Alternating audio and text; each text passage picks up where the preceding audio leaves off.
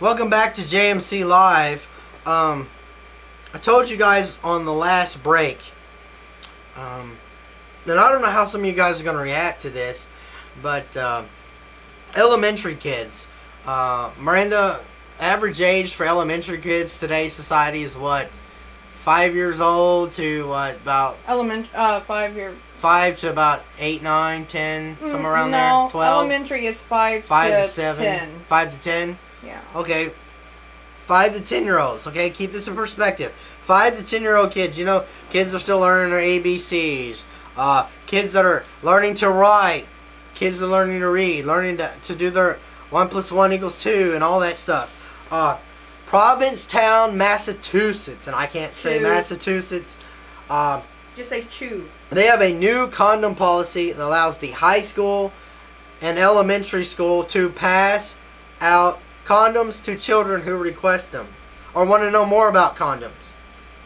It was a unanimous vote through the schools committee. Dr. Beth Singer, the school superintendent, says there should be no age limit on the distribution policy of condoms because I want to ensure that younger students who are requesting condoms receive information on their use and can have one.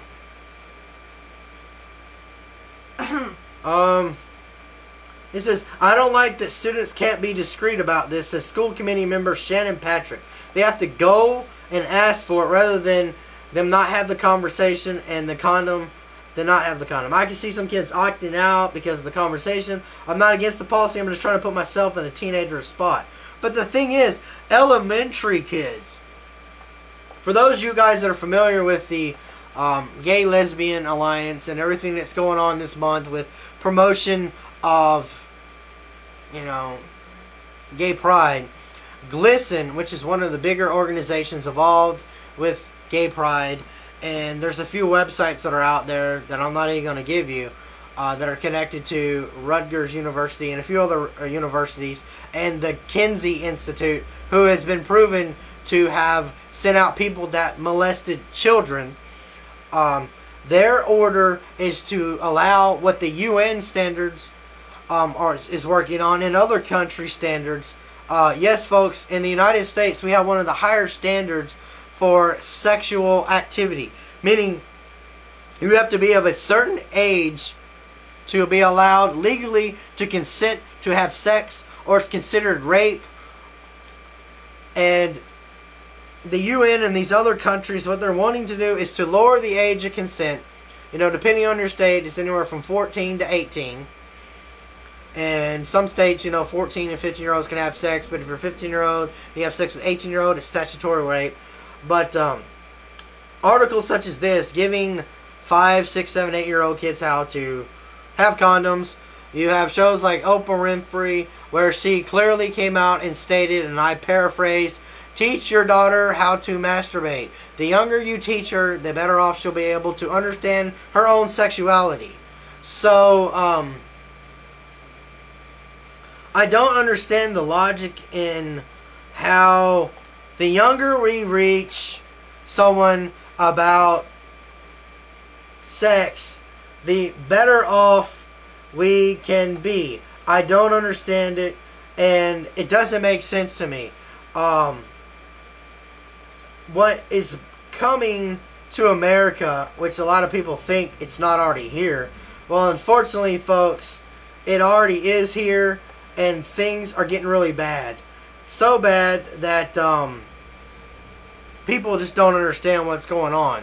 In fact, I have a clip that I want to play for you guys today, and I do have enough time. I don't have enough time for the whole clip in this segment, so I'm going to probably have to break it up into 2 segments, about a 9-minute clip.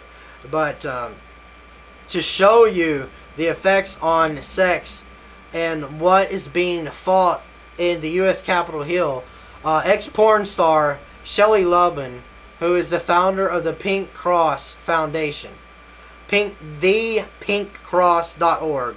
For you guys that are interested in more information, thepinkcross.org. I interviewed one of her fellow ministry partners April Garris on another show.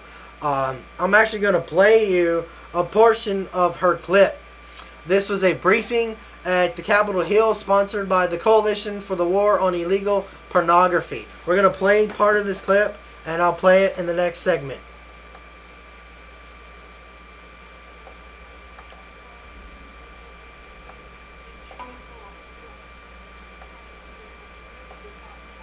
I'm going to try and get the audio up on here. Maybe I can't.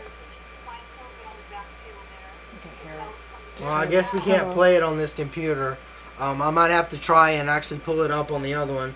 You know, when you do a live show, a lot of times things act really weird and stuff like that happens. Brenda, you want to try and see if you can find that on the iPod? No. Well, okay. I guess what I'll have to do. We'll just post the link. I'll post the link in the chat. I really wanted to play a part of this clip, but what happens in this? She explains how she personally, you know, got STDs.